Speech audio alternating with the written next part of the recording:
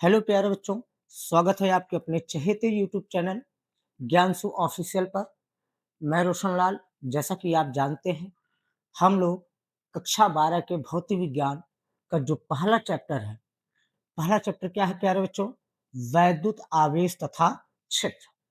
इस चैप्टर को हम लोगों ने पूरी तरह से फिनिश कर लिया है और फिनिश करने के बाद सबसे पहले प्राथमिकता दी जाती है कि जो ऑब्जेक्टिव प्रश्न होते हैं उसको किस तरह से सॉल्व किया जाता है।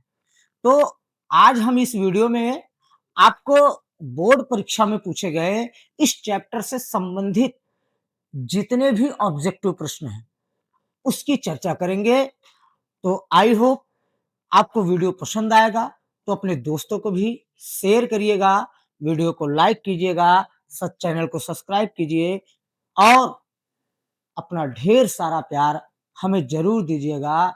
तो बहुत ज़्यादा समय ना लेते हुए आइए चलते हैं, शुरू करते हैं, पहले क्वेश्चन की ओर बढ़ते हैं। पहला क्वेश्चन जानने से पहले पहले कुछ जो भौतिक नियतांक होते हैं, जो आपके एग्ज़ाम में क्वेश्चन को सॉल्व करने के लिए बहुत ही ज़्यादा इम्पोर्टेंट होते हैं। ये इम्पोर्टेंट चीज़ें हैं। जैसे अगर आपसे पूछे प्यारे बच्चों, इलेक्ट्रॉन का द्रव्यमान, मैंने आपको इलेक्ट्रॉन पर आवेश तो बताया था, लेकिन यहाँ पे इलेक्ट्रॉन के द्रव्यमान की बात करें तो इलेक्ट्रॉन का द्रव्यमान कितना होता है प्यारे बच्चों? 9 × 10⁻³ किलोग्राम। अर्थात इलेक्ट्रॉन का जो द्रव्यमान होता है 9 × 10⁻31 किलोग्राम होता है। प्रोटॉन का द्रव्यमान कितना होता है? तो आप कहोगे सर 1.7 × 10⁻27 किलोग्राम, 1.7 × 10⁻27 किलोग्राम। अगर मैं बात करूं अल्फा कण के द्रव्यमान की, तो अल्फा कण का जो द्रव्यमान होता है कितना होता है प्यारे बच्चों? 6.6 × 10⁻7 किलोग्राम होता है। इलेक्ट्रॉन पर आवेश कितना होता है? 1.6 × 10⁻19 कूलम। इलेक्ट्रॉन ऋणावेशित कण है, इसीलिए इस पर कौन सा आवेश होता है? ऋणावेश होता है। प्रोटॉन पर भी उतना ही आवेश होता है, लेकिन कौन सा होता है? धनावेश होता है।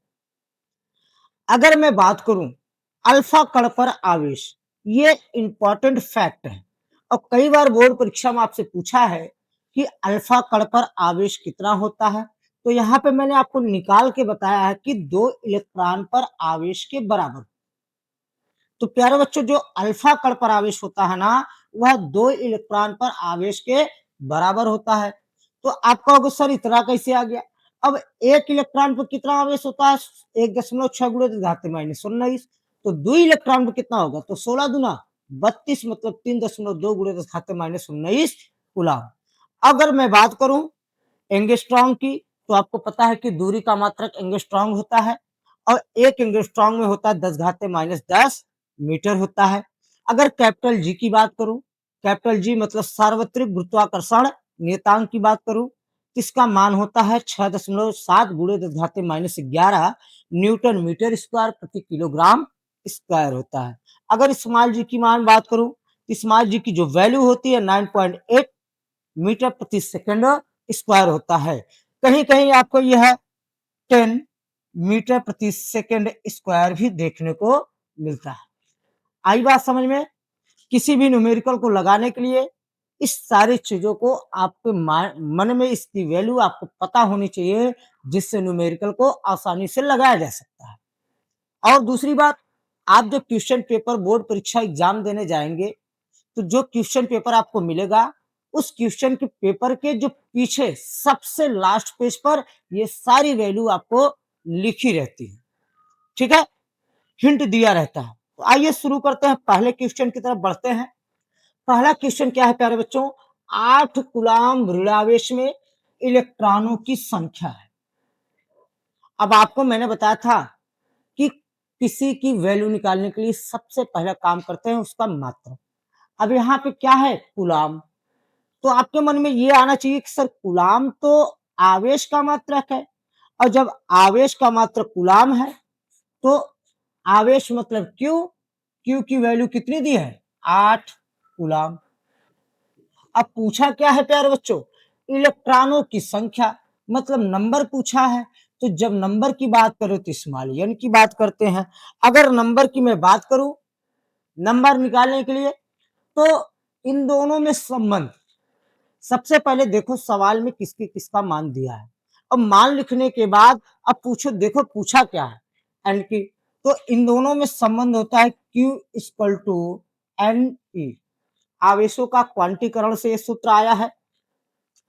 Q की वैल्यू कितनी है 8, N की वैल्यू ज्ञात करनी है। E क्या है प्यारे बच्चों, इलेक्ट्रॉन पर आवेश है। E क्या है, इलेक्ट्रॉन पर आवेश।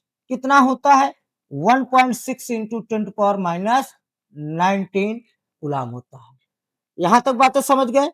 अब चीजें, एक चीज यहां ध्यान कि ये जो 1.6 इंटू 10⁻⁻19 है ना, इधर मल्टीप्लाई कर रहा तो इधर आएगा, क्या करेगा, डिवाइड होगा। तो अगर मैं n इक्वल टू निकालता हूं तो 8/1.6 इंटू 10⁻⁻19।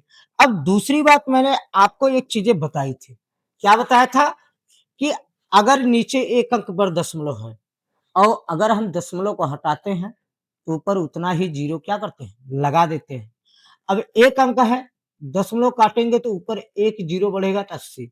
अब इसकी घात नीचे माइनस है तो ऊपर ले जाएंगे तो क्या हो जाएगा, प्लस हो जाएगा। नीचे कितना बचेगा 16। अब जो 16 बन जा 16, 16 बचे 80।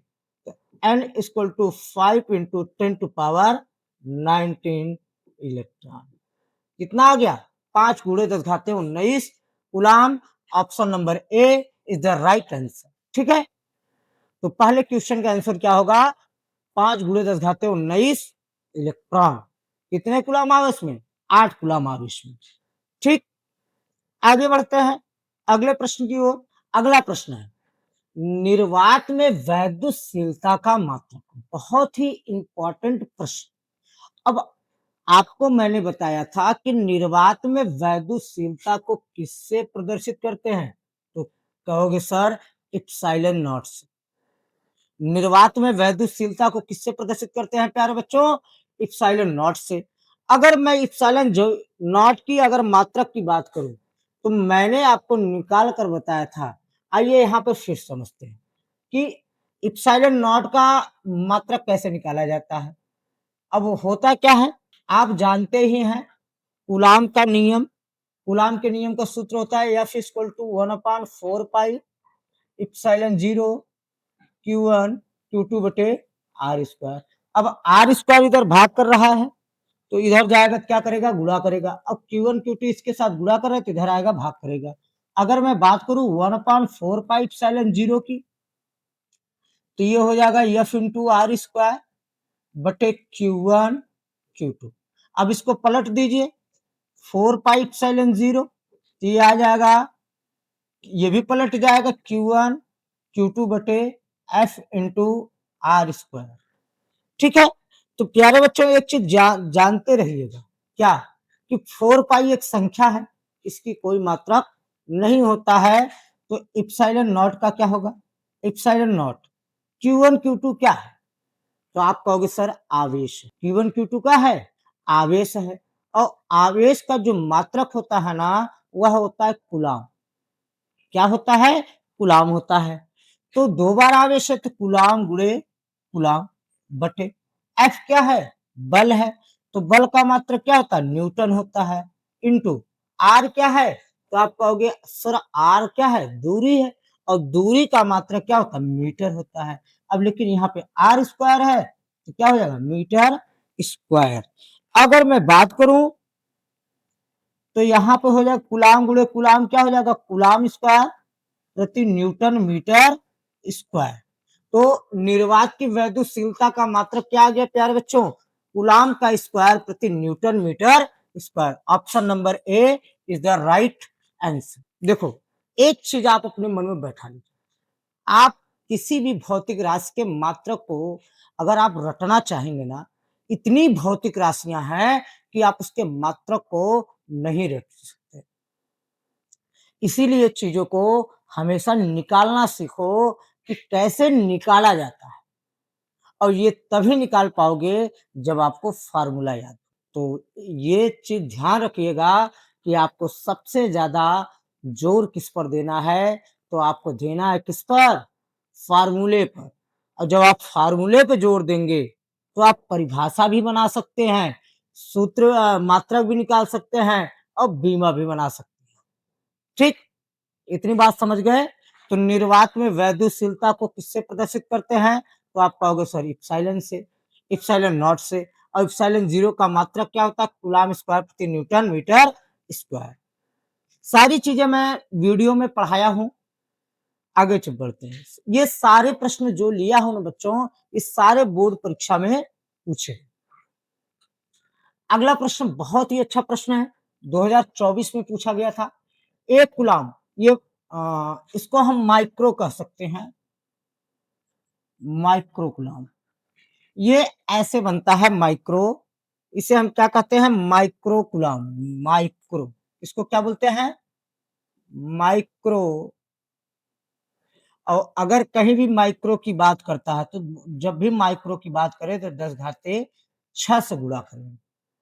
चाहे माइक्रो कूलम्ब को कूलम्ब में चेंज करिए, चाहे माइक्रोमीटर को मीटर में चेंज करिए, और जब भी चेंज करना होगा तो उसमें हम 10 घाते 6 से क्या करेंगे? मल्टीप्लाई करेंगे। बहुत ही सिंपल तरीके से आइए हम समझते हैं। सवाल क्या कह रहा है? +1 माइक्रो कूलम्ब तथा +4 माइक्रो कूलम्ब के दो आवेशित कण। चलिए भैया, दो आवेशित कण ले लिए, Q1 और Q2। Q1 की वैल्यू क्या है? 1 माइक्रो कूलम्ब। और Q2 की वैल्यू क्या है? 1 माइक्रो कूलम्ब। ठीक, कुछ दूरी पर रखी है, अब दूरी पता नहीं। करा तो जब कुछ दूरी पर रखी जाती है तो उन पर लगने वाले बलों का, कुछ दूरी पर है, दो आवेश हैं, दोनों कुछ दूरी पर है, अब इनके बीच लगने वाले बल का क्या निकालना है? अनुपात। तो कैसे निकालेंगे? ये तो 4 माइक्रो कूलम्ब, सॉरी ये 4 माइक्रो। चलिए आइए समझते हैं। पहले कंडीशन में निकालते हैं F1, मतलब Q1 आवेश के कारण Q2 पर लगने वाला बल। Q1 आवेश के कारण Q2 पर लगने वाला बल निकालेंगे। तो जब भी बल की बात करता है तो हम कूलम्ब का नियम लेते हैं, 1/4πε0 Q1 Q2 बटे R, R स्क्वायर। चलिए, F1 का मतलब होता है कि पहले आवेश के कारण दूसरे आवेश पर लगने वाला बल। चलिए F12 ले लेते हैं। 12 का मतलब समझ जाइएगा। 12 का मतलब होता है कि पहले आवेश के कारण दूसरे आवेश पर लगने वाला बल। ठीक, 1/4πε0। Q1 का मान क्या है? 1 गुणे 4, और दूरी तो पता नहीं है, R स्क्वायर समीकरण 1। इसी प्रकार जब पहला आवेश दूसरे आवेश पर बल लगाएगा तो जाहिर सी बात है कि दूसरा भी आवेश पहले आवेश पर क्या लगाएगा? बल लगाएगा। तो अगर मैं F21 लिख लूं तो मैं गलत नहीं, अगर मैं 21 लिख दूं तो मैंने गलत नहीं लिखा। क्यों? 21 का मतलब होता है कि दूसरे आवेश के द्वारा पहले आवेश पर लगाया गया बल। सूत्र वही होगा, 1/4πε0 Q1 Q2 बटे R स्क्वायर। यहां पे देखिए, अब Q1 Q2 के वैल्यू आप रख दीजिए, रखोगे तो क्या आएगा? F21 equal to 1/4πε0 1 into 4/R square समीकरण 2। आई बात समझ में यहां तक? अब कह रहा है कि दोनों तो उन पर लगने वाले बलों का अनुपात ज्ञात करना है। और जब अनुपात की बात करना है तो समीकरण 1 को 2 से भाग कर दीजिए। समीकरण 1 डिवाइड बाई समीकरण 2। अब समीकरण 1 और 2 को डिवाइड करेंगे ना बच्चों, तो आपको मिलेगा F12/F21। इसकी वैल्यू 1/4πε0 1 इंटू 4/R स्क्वायर। यहां पर भी वही चीजें हैं, 1/4πε0 1 इंटू 4/R स्क्वायर। अब चीजों को यहां समझिए, दोनों वैल्यू सेम है तो काट दो।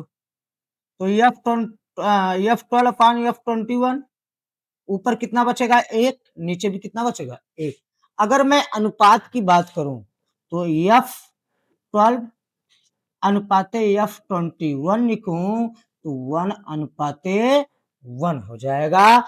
अब देखिए चीजें समझ गए ना, तो समझिएगा। तो 1:1 कहाँ है? Answer option number C is the right answer. ठीक, इस टाइप के प्रश्न अब नॉर्मली प्रश्न आपसे बोर्ड परीक्षा में नहीं पूछते, नॉर्मली प्रश्न आपसे नहीं पूछते हैं।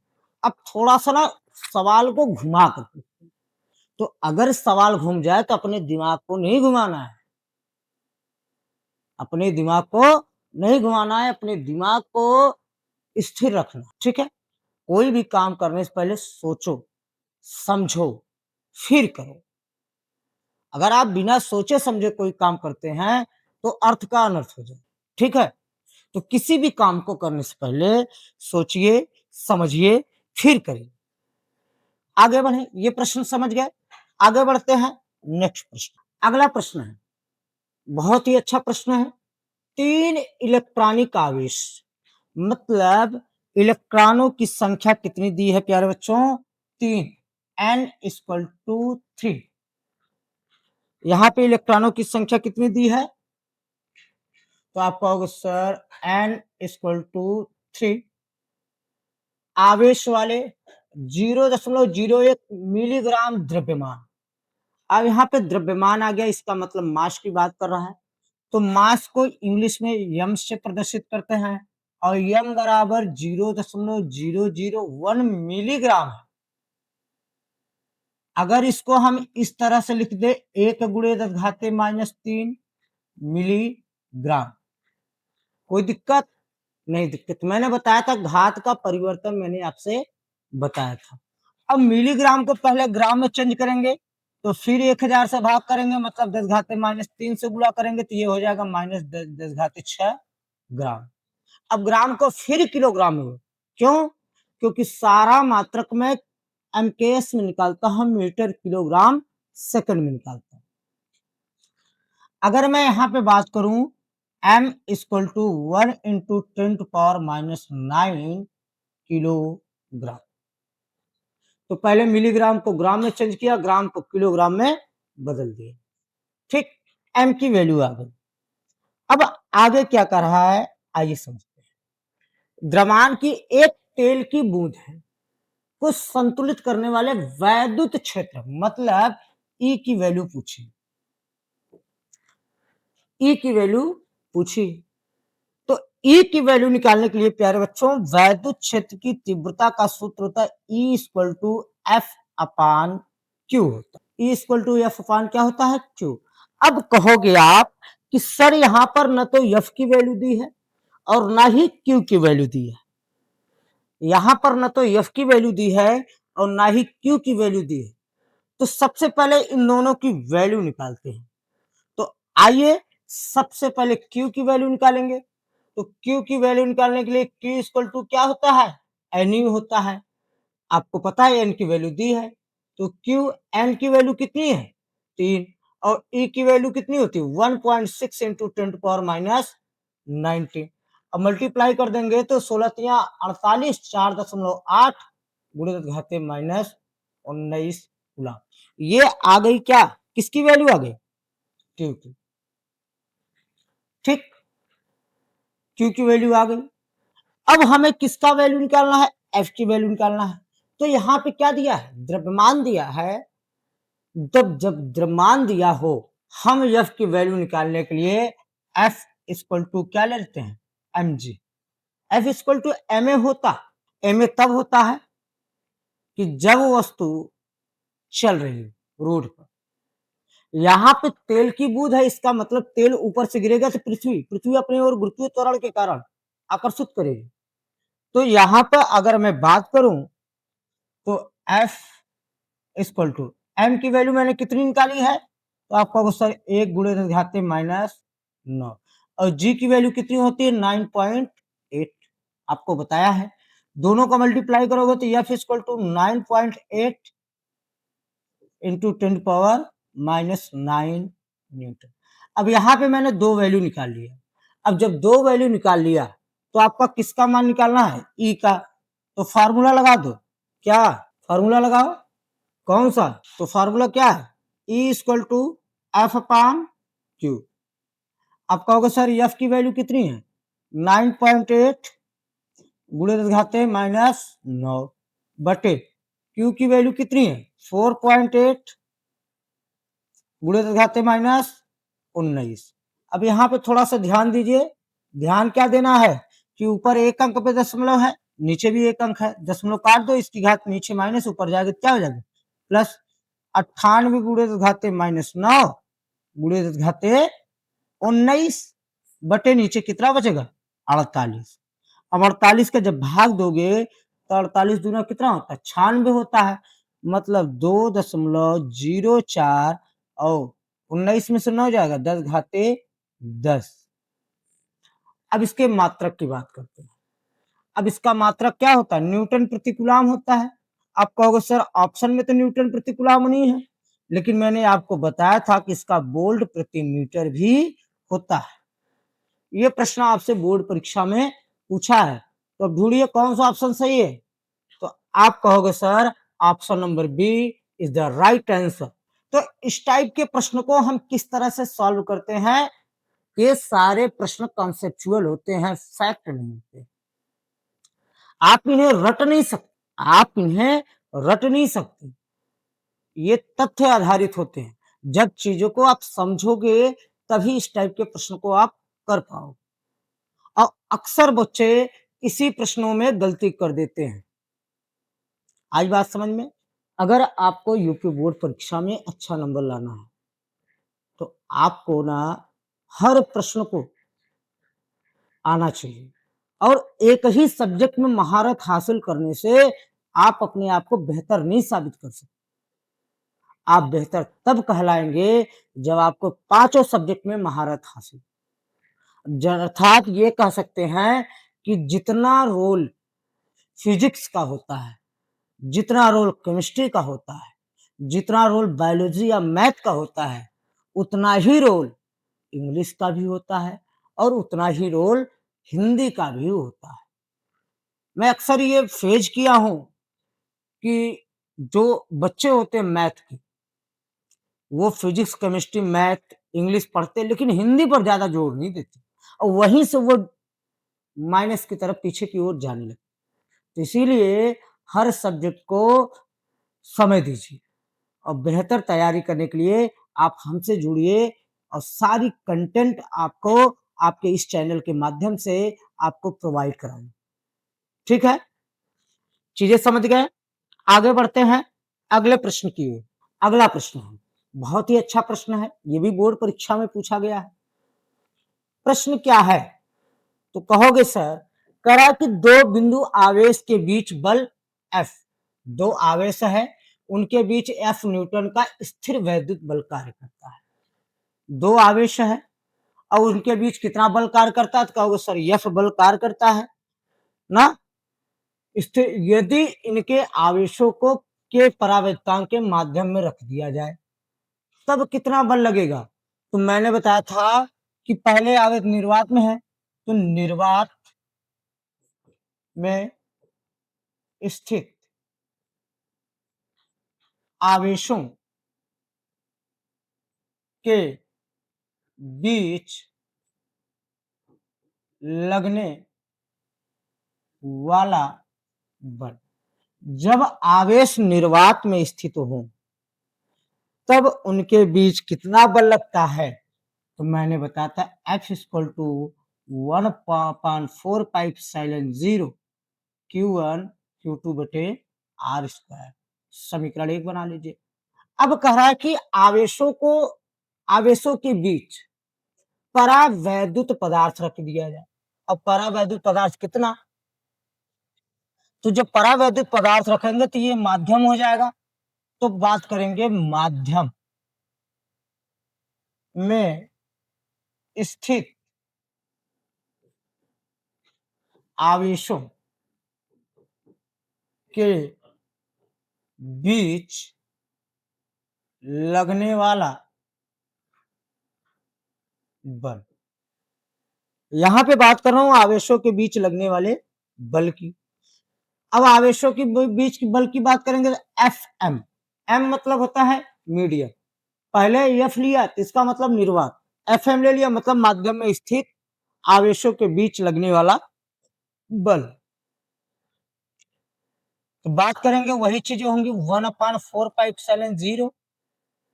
यहाँ पे के ले लेंगे Q1 Q2 बटे आर स्क्वायर समीकरण 2। अब चीजें वही प्रोसेस करते हैं जब भी तुलना की बात करता है, और जब भी तुलना करने की बात आए तो दो समीकरण बनाकर भाग कर दीजिए। समीकरण 1 डिवाइड बाई समीकरण 2। अब जब डिवाइड करोगे तो पहला एफ अपान क्या आ जाएगा, एफ एम आ जाएगा।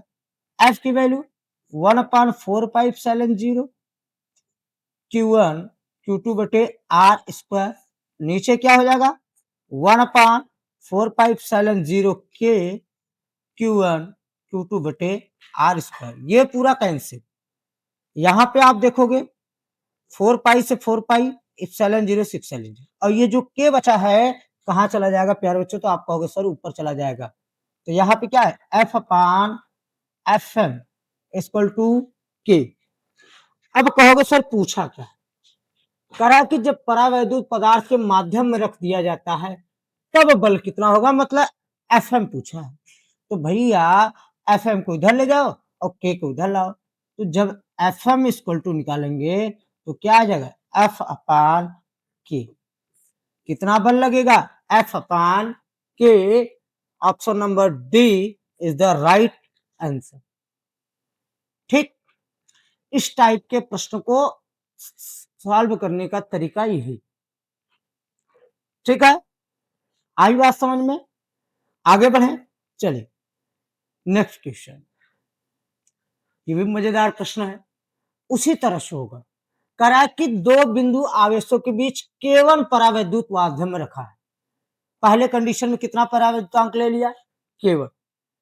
चलिए अगर मैं F1 की बात करूं, जब केवल रहेगा तब उनके बीच लगने वाला वैद्युत बल F। जब ध्यान देना यहाँ पे, करा कि जब केवल परावैद्युतांक वाले माध्यम में रखे हैं तो उनके बीच कितना बल लगता है F लगता है। तो जब केवल रखा जाएगा तब कितना बल लगेगा F 1/4πε0 केवल Q1 Q2 बटे आर स्क्वायर समीकरण 1। आगे क्या कह रहा है, यदि माध्यम का परावैद्युतांक बदलकर कितना कर दिया जाए K2 कर दिया जाए। पहले परावैद्युतांक कितना था K1 था, तब कितना बल लग रहा है F लग रहा है, और जब परावैद्युतांक K2 कर दिया जाए तब इनके बीच लगने वाला वैद्युत बल निकालना है। तो इस कंडीशन में मान लेते हैं लगने वाला बल कितना हो जाए, परावैद्युतांक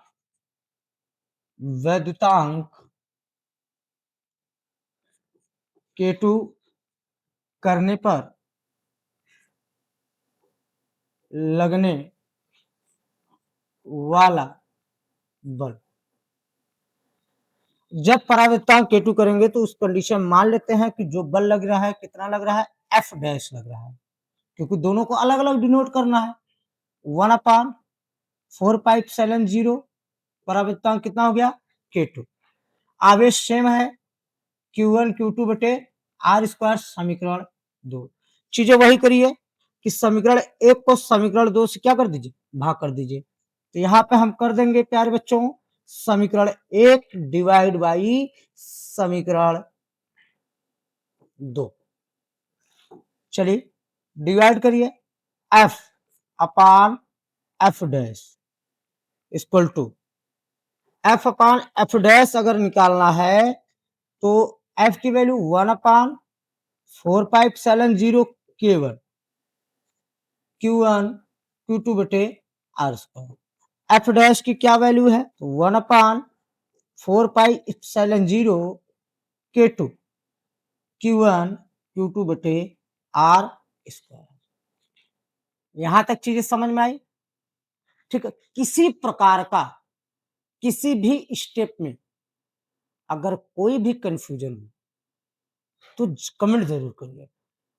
ठीक है, और अपने दोस्तों को अगर वीडियो पसंद आए तो अपने दोस्तों को जरूर शेयर करिएगा। अपना ढेर सारा प्यार हमें दीजिएगा, जिससे मैं और ही बेहतर क्वेश्चन आपके सामने लेकर आ सकूं यूपी बोर्ड एग्जाम के दृष्टि से।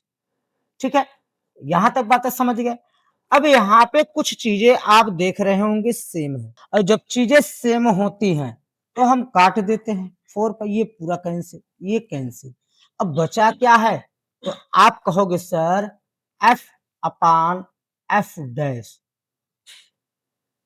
और ये K2 नीचे है तो ये K2 ऊपर चला जाएगा, आएगा K2 अपान। अब जब K2 अपान K1 आ गया तो F क्या है, जब परावर्तांक K1 है तब लगने वाला बल, और F डैश क्या है, जब माध्यम परावर्तांक कितना कर दिया जाए K2। अब यही K2 F डैश के मान निकालना है, तो F को उधर भेज दो, इसको इधर भेज दो, तो ये गुणा कर दोगे तो ये चला जाएगा K1F upon K2 equal to F dash. अब देखिए यहां पे हम इसको इस तरह भी लिख सकते हैं, कैसे, तो अगर F डैश की बात करें तो K1 upon K2 into F लिख सकते हैं कि नहीं। अब देखिए कहाँ है K2 अपान K1, K2 अपान K1 इंटू F नहीं, क्या है K1 upon K2 into F, ये भी नहीं होगा। K1 upon K2, answer number option number C is the right. तो ये सब मजेदार वाले प्रश्न है और तार्किक प्रश्न है।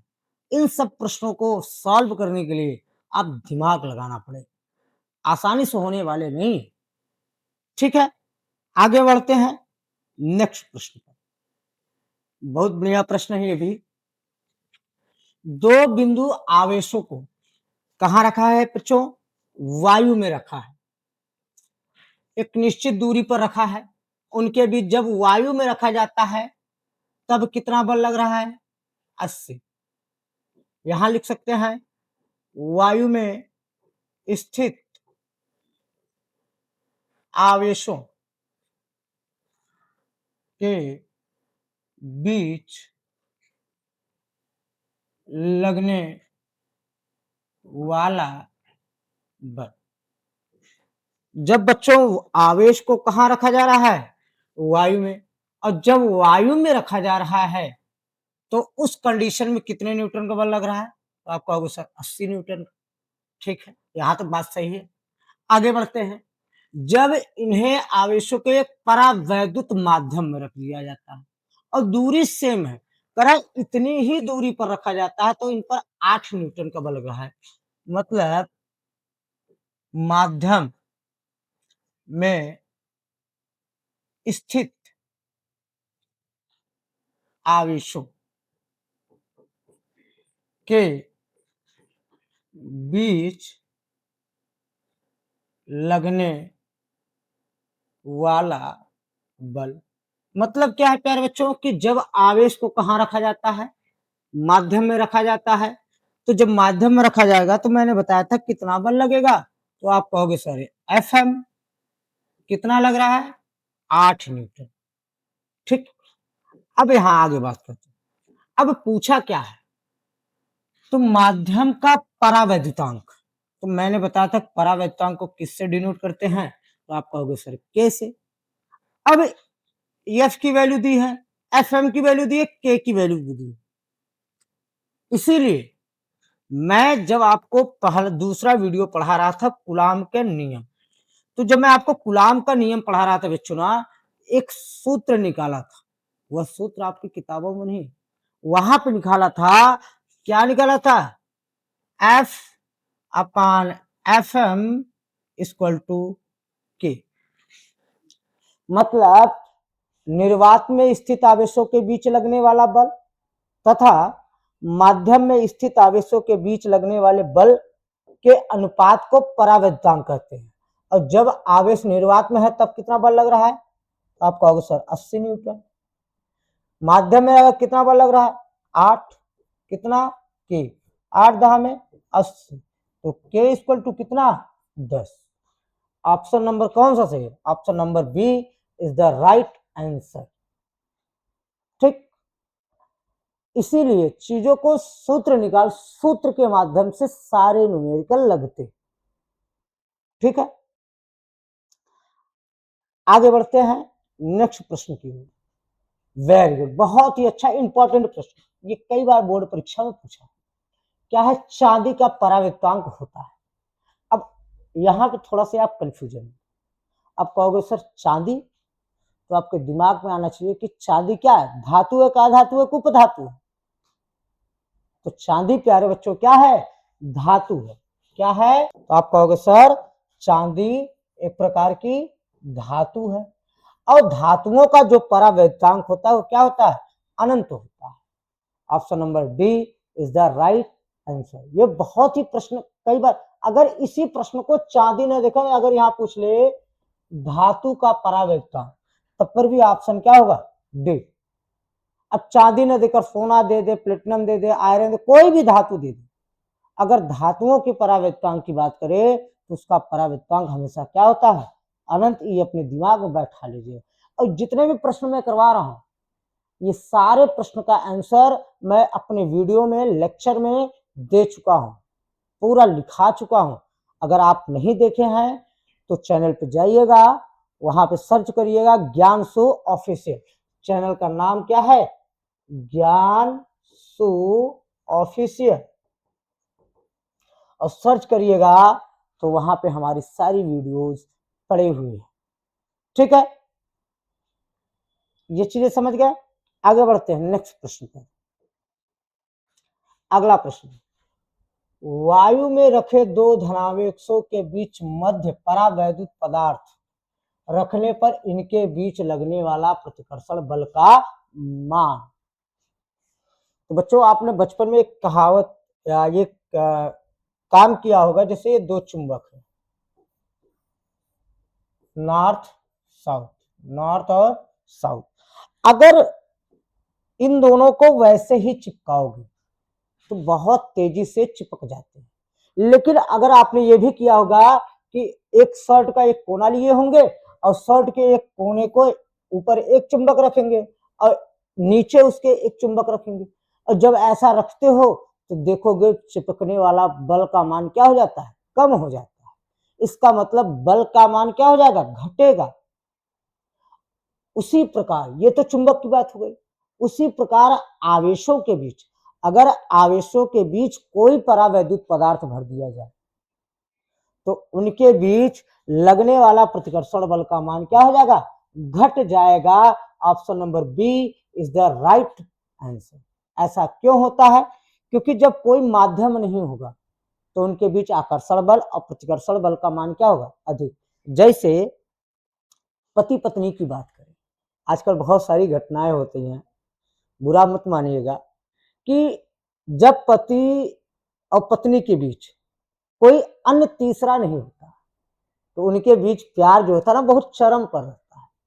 लेकिन जैसे ही कोई तीसरा आता है, चाहे वो पत्नी के माध्यम से आए और चाहे पति के माध्यम से आए, तो जाहिर सी बात है कि उनके बीच जो आकर्षण या प्रतिकर्षण बल का मान है वो क्या हो जाता है? घट जाता है। ऐसा बच्चों पर भी होता है। जैसे अगर बच्चे हो गए, जब बच्चे होते हैं तो जो पिता पति होता है उसका आकर्षण बच्चों के प्रति हो जाता है, और जब आकर्षण बच्चों के प्रति होगा तो जाहिर सी बात है कि दोनों के बीच प्रेम क्या हो जाएगा? कम हो जाएगा, क्योंकि उनके बीच क्या आ गया? माध्यम आ गया। तो वही चीज आवेशों पर भी लागू होता है। इसका मतलब क्या है कि अगर आवेशों के बीच कोई पदार्थ आ जाएगा तो जाहिर सी बात है, चाहे वो आकर्षण बल हो चाहे प्रतिकर्षण बल हो, उसका मान क्या हो जाएगा? घट जाएगा। Option number B is the right answer. इसको ध्यान में रखिएगा, ये प्रश्न 2025 में बोर्ड परीक्षा में पूछा गया। आगे बढ़े, चीजें समझ में आ रही है।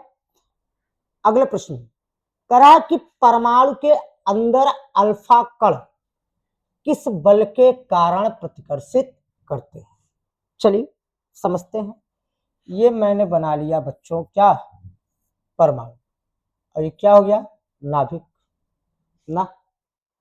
अब परमाणु के अंदर की बात कर रहा था। परमाणु के अंदर दो चीजें होती है, एक नाभिक होता है, एक ये वाला भाग होता है जिसमें इलेक्ट्रॉन क्या करते हैं, चक्कर लगाते हैं। चलिए यहाँ पे प्रोटॉन हो गए, न्यूट्रॉन हो गए। अब प्रोटॉन पर धन आवेश होता तो जाहिर सी बात है नाभिक पर कौन सा धन आवेश होगा, धन आवेश होगा। ठीक, आपने कक्षा 11 में पढ़ा होगा रदरफोर्ड का अल्फा कण प्रकीर्णन प्रयोग। केमिस्ट्री में आपने पढ़ा होगा रदरफोर्ड का अल्फा कण प्रकीर्णन प्रयोग। उन्होंने प्रयोग में क्या किया था कि अल्फा कणों को जब स्वर्ण धातु की पतली पन्नी पर, जब रदरफोर्ड ने अल्फा कणों को स्वर्ण धातु की पतली पन्नी पर बमबारी कराते हैं तो वो देखते हैं कुछ अल्फा कण सीधी रेखा में निकल जाते हैं। ठीक, कुछ अल्फा कण यहां से ऐसे चले जाते हैं, कुछ अल्फा कण 90 अंश से अधिक कोण पर मुड़ जाते हैं और कुछ अल्फा कण अपने मार्ग में क्या होते हैं, वापस चले जाते हैं। ठीक, अब होता क्या है, अल्फा कण पर जो आवेश होता है वो क्या होता है, धनावेश होता है। अल्फा कण पर कौन सा आवेश है प्यारे बच्चों, धनावेश है। और नाभिक पर कौन सा आवेश है, धनावेश, धनावेश। जब अल्फा कण पर आवेश है, नाभिक पर धनावेश है, अल्फा कण पर धनावेश है, तो समान आवेश हुए कि नहीं। और जब समान आवेश होंगे तो जाहिर सी बात है कि उनके बीच कौन सा बल कार्य करेगा, प्रतिकर्षण होगा। क्योंकि मैंने आपको बताया था कि समान आवेशों के बीच क्या होता है, प्रतिकर्षण बल कार्य करता है। चलिए अब यहाँ पे कितने आवेश हो गए, दो आवेश हो गए। एक तो अल्फा कण पर आवेश और एक क्या है, नाभिक पर आवेश। क्योंकि अल्फा कण यहां से वापस जाएगा तो दो आवेश हैं, तो आवेशों के बीच लगने वाला बल किसके नियम से ज्ञात करते हैं, तो आप कहोगे सर कूलाम के नियम के अनुसार। तो भैया कौन सा बल लगेगा, कूलामी बल लगेगा। Option number C is the right answer. अब कहोगे सर कैसे, तो भैया मैंने आपको बताया कि अल्फा कण क्या होता है, धनावेशित होता है और नाभिक पे कैसा है, धनावेश है। तो दो आवेश हुए कि नहीं, कौन कौन से, एक अल्फा कण पर आवेश और एक क्या, नाभिक पर आवेश। तो जब दो आवेश होंगे तो आवेशों के बीच लगने वाले बल को हम किसके नियम के द्वारा ज्ञात करते हैं, कूलामी नियम के द्वारा। तो उनके बीच कौन सा बल लगेगा, कूलामी बल लगेगा। अब कहोगे सर नाभिकीय बल, अब नाभिकीय बल किसके किसके बीच लगता है, नाभिक में स्थित कौन कौन से, प्रोटॉन और न्यूट्रॉन। ठीक, और गुरुत्वीय बल कहां लगता है, पृथ्वी और किसी वस्तु के बीच। चुंबकीय बल कहां लगता है, चुंबक के बीच लगता है। समझ गए, आगे बढ़ते हैं नेक्स्ट प्रश्न। अगला प्रश्न बहुत ही जबरदस्त, वैद्युत क्षेत्र की तीव्रता, बहुत ही इंपॉर्टेंट है और कई बार बोर्ड परीक्षा में पूछे गए। प्रश्न क्या है, वैद्युत क्षेत्र की तीव्रता का मात्रक। ये लगता है कि ये प्रश्न हर साल बोर्ड परीक्षा में पूछे जाते हैं किसी न किसी सेट में। अब वैद्युत क्षेत्र की तीव्रता का सूत्र क्या होता है प्यारे बच्चों, तो आप कहोगे सर E बराबर F/Q। और जब ये फार्मूला होता है E = F/Q, तो F क्या है, बल है, बल का मात्रक क्या होता है, तो आप कहोगे सर न्यूटन होता है, बटे Q क्या है, आवेश, आवेश का मात्रक क्या होता है, कूलम, न्यूटन प्रति कूलम।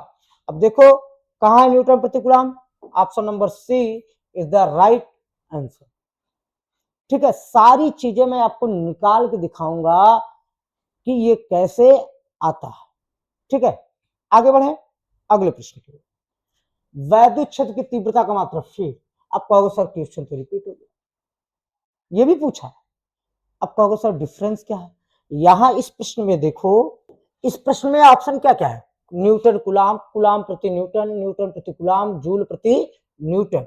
लेकिन इस ऑप्शन में देखो, ऑप्शन क्या है, वोल्ट प्रति मीटर, वोल्ट मीटर, वोल्ट प्रति metre square, volt metre square. Option तो चेंज है ना। कहोगे सर क्वेश्चन ही गलत, नहीं क्वेश्चन गलत नहीं है। एक संबंध का सूत्र होता है, ये भी जानते रहिए, कहीं आपको मिलेगा नहीं लेकिन फिर भी मैं बता दे रहा हूं।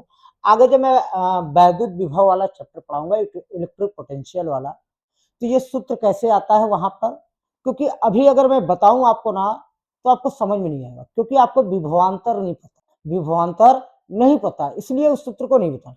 एक फार्मूला होता है E = V/D, E = V/D। अब E क्या होता है, E क्या है, वैद्युत क्षेत्र की तीव्रता। वी क्या है, विभवांतर, और डी क्या है प्यारे बच्चों, दूरी है, डिस्टेंस।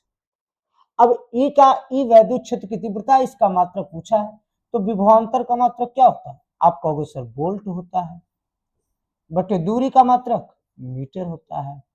तो क्या हो जाएगा, option number A is the right answer. ये भी जानते रहिएगा कि वैद्युत क्षेत्र की तीव्रता का मात्रक वोल्ट प्रति मीटर भी होता है। अब ये प्रश्न आ गया, क्वेश्चन, एक अल्फा कण, कौन सा कण है, अल्फा कण। जब अल्फा कण की बात करें तो आप ध्यान रखिए क्योंकि धनावेशित होता है, अब उस पर आवेश कितना होता है अभी मैं बताऊंगा। 15 गुणे 10⁴ न्यूटन का वैद्युत क्षेत्र में स्थित है। अब न्यूटन प्रति कूलम किसका मात्रक है, मात्रक से ही आपको पता चलेगा कि किसकी वैल्यू दिया है। मात्रक क्या है, न्यूटन प्रति कूलम, इसका मतलब वैद्युत क्षेत्र की तीव्रता का मात्रक है। इसे ई से प्रदर्शित करते हैं, ई बराबर कितना दिया, 15 गुणे 10⁴ न्यूटन प्रति कूलम के क्षेत्र में स्थित है, उस पर लगने वाला बल। तो आपको मैंने एक स्टार्टिंग में एक दिखाया था कि जो कांस्टेंट, ये इसमें देखिए मैंने लिखा भी है कि अल्फा कण पर आवेश कितना होता है, तो आप कहोगे सर 3.2 गुणे 10⁻⁻19 कूलम होता है। अब जब अल्फा कण पर आवेश 3.2 गुणे 10⁻⁻19 कूलम होता है तो Q का मान कितना हो जाएगा, 3.2 गुणे 10⁻⁻19 कूलम। ठीक, अब Q का मान हो गया, पूछा क्या है बल, तो आपको पता है कि E = F अपान क्या होता है, Q है। अब F पूछा है तो F = क्या होगा, QE हो जाएगा, है कि नहीं, क्योंकि Q इधर भाग कर रहा है, इधर आएगा क्या करेगा, गुणा करेगा। अब इसको थोड़ा सा सॉल्व करो, चलो सॉल्व करते हैं। Q की वैल्यू कितनी है, 3.2 गुणे 10⁻⁻19 गुणे E की वैल्यू कितना दिया है, 15 गुणे 10⁴, तो इसको इसको गुणा कर दीजिए, तो 3.2 गुणे 15, 15 दूना 30 के जीरो हासिल लगा, 3 15 3 45 3 48, एक अंक पे दशमलव लगा, कितना आ गया, आप कहोगे सर 48 और 4 प्लस है 19 माइनस गुणे 10 घाते कितना आ जाएगा, -15। अगर इसको दशमलव में बदलोगे तो यहाँ पे दशमलव को आसानी से बदल सकते हो, एक अंक दशमलव अब इधर लाओगे, घात माइनस है तो ये हो जाएगा 4.8 गुणे 10⁻14, कितना 14 न्यूटन। अब कहाँ है, हाँ 4.8 गुणे 10⁻14 Newton, option number A is the right answer. ठीक, आगे बढ़े, समझ में आ रही चीजें, चलिए अगले प्रश्न में बढ़ते हैं। हाँ, अब पूछा कि वैद्युत क्षेत्र ई आघूर्ण P वाले द्विध्रुव पर लगने वाले बल युग्म आघूर्ण, तो मैंने आपको बताया था एक सूत्र, कौन सा, द्विध्रुव आघूर्ण टाउ से, तो टाउ बराबर क्या होता है, P E sin थीटा। अब कहोगे सर ये तो ऑप्शन में नहीं है, अब प्लस में ये ऑप्शन कैंसिल, ये गलत, अब ये बचा 2। वहां पे एक शब्द मैंने बताया था कि जो द्विध्रुव आघूर्ण है वह कौन सी राशि है, सदिश राशि। तो आपको पता है जिसके ऊपर वेक्टर लगा होगा वो सदिश राशि होगा। अब ये भी सही है, ये भी सही है, तो आप कहोगे सर अब इन दोनों में कौन सा सही है, तो एक चीज ध्यान रखना है, यहाँ पे द्विध्रुव आघूर्ण भी क्या है, द्विध्रुव आघूर्ण भी सदिश राशि है, वैद्युत क्षेत्र की तीव्रता भी क्या है, सदिश राशि।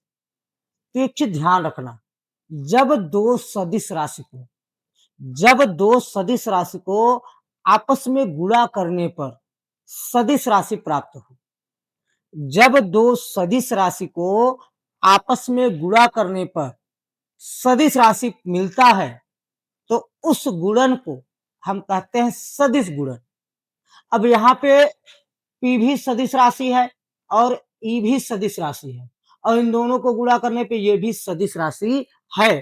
तो जब कोण हटाएंगे तो टाउ बराबर पी, और सदिश राशि का गुणा करने पर सदिश तो मतलब बीच में क्रॉस, और सदिश राशि है तो ऊपर क्या लग जाए vector. Option number B is the right answer. तो ये क्या है, आज के लिए इतना ही। अगर चीजें वीडियो अच्छी लगी हो, प्रश्न अच्छे हो, तो चैनल को सब्सक्राइब कीजिए, वीडियो को लाइक कीजिए और अपना ढेर सारा प्यार दीजिएगा। अब आगे हम इसके नेक्स्ट पार्ट में लेकर आएंगे न्यूमेरिकल आंकिक प्रश्न लेकर आएंगे। तब तक के लिए जय हिंद, जय भारत।